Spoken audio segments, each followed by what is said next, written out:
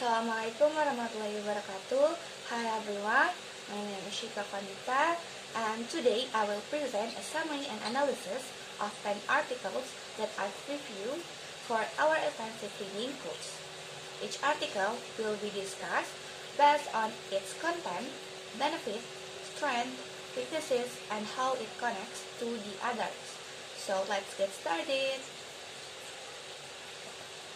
The first article is a teacher's strategies to increase students' self-confidence in speaking English in the post-pandemic era. This article focuses on how teachers rebuild students' confidence in speaking after online learning during the pandemic. It identifies problems like lack of vocabulary, practice, and motivation, and highlight solutions like discussion, picture description, and modeling. This article is beneficial for English teachers who want to support student speaking performance by using simple but effective classroom strategies. Its strength lies in a clear explanation and practical reference, although it lacked input from students, which could have provided a fuller perspective. This article set the foundation for understanding the post-pandemic speaking challenges that are later addressed in other articles using different methods. The second article, titled Teacher Strategies in Teaching Speaking in the Post-Pandemic Era, presents a case study from SMPN 26 264 Jakarta, exploring how teachers apply five major strategies, including discussion, role-play, storytelling, and practice. This article is useful for teachers adapting from online to offline teaching, especially for speaking classes.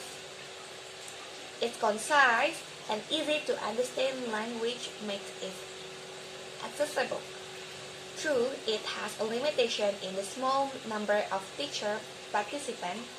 Still, it complements the first article by showing practical application of the strategies mentioned earlier and adds real-life teaching example from Indonesia classroom.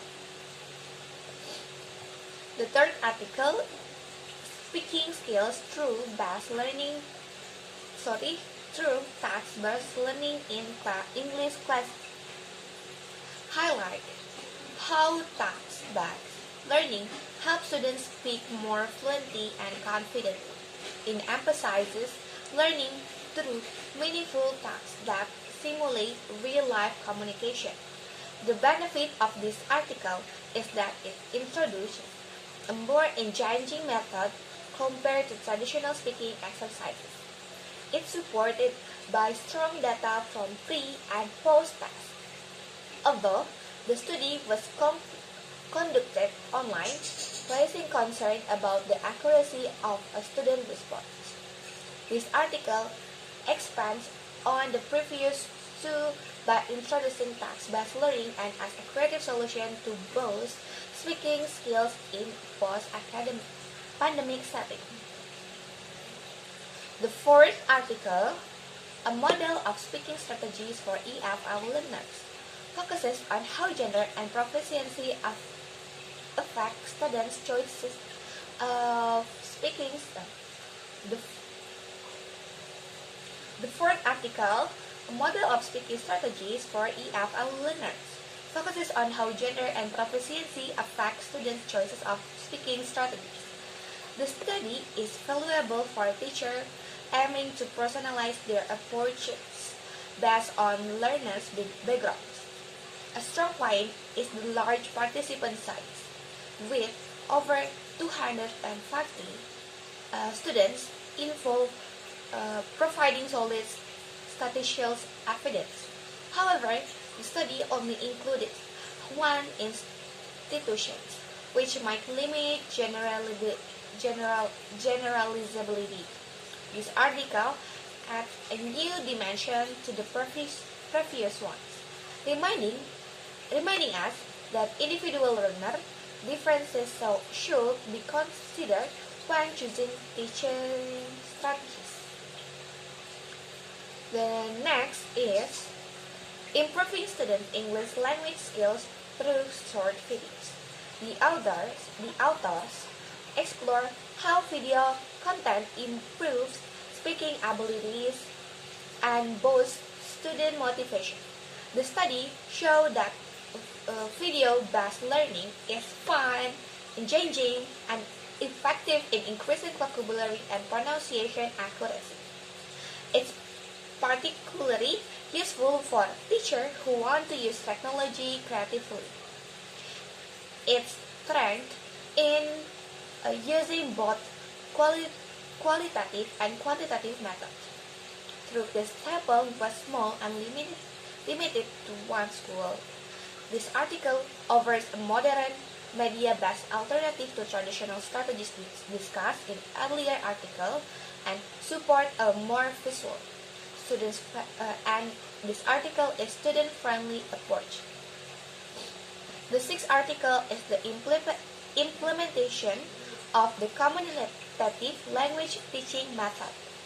Investigates how teachers use CLT in junior high school speaking classes and how students respond. It provides detailed observations from the classroom, showing that students enjoy CLT because it's interactive and reduces boredom. The benefits lie in showing a student-centered method that increases participation, while the weaknesses is again a narrow sample. This article connects closely with the third article on task-based learning, as both focus on making speaking practice more meaningful and enjoyable through communication. The seventh article, Improving Students' Speaking Skills Through Community Language Learning, discusses how the CLL method improves university student speaking performance. It follows a classroom action research model and shows that students become more motivated, confident, and interested when learning is collaborative. The article is helpful for educators in higher education seeking alternative methods. Although the findings come from only one university, the results support the idea that meaningful interaction can enhance speaking fluency. This article strengthens the discussion on interactive methods started in Article 3 and 6, showing their impact across different education levels. The eighth article is examining university students' attitude toward learning English, explores how factors like gender, language background, and high school types influence students' attitudes. It finds that motivations, especially intrinsic motivations, plays the most significant role in a language learning successes. The article benefits education by emphasizing the importance of understanding student mindset. It uses strong quantitative data with early 500 students surveyed, although it's limited to a Turkish context. This article shifts our focus from teaching strategies to learner psychology and underlies the idea that motivations is the core of effective language education. In the ninth article, Factors Influencing Students' Attitudes Toward Learning ESP, the researchers examine how students feel about learning English for specific purpose. Teachers were found to be the most influential factor, while course materials and assessment methods also played roles. The article is useful for ESP instructors who want to improve learner engagement. It has high reliability with solid statistical analysis but is limited to economic students. This article relates to Article 8, or the 8th article, both emphasizing the importance of teacher influence and learner perception in building positive attitudes toward speaking.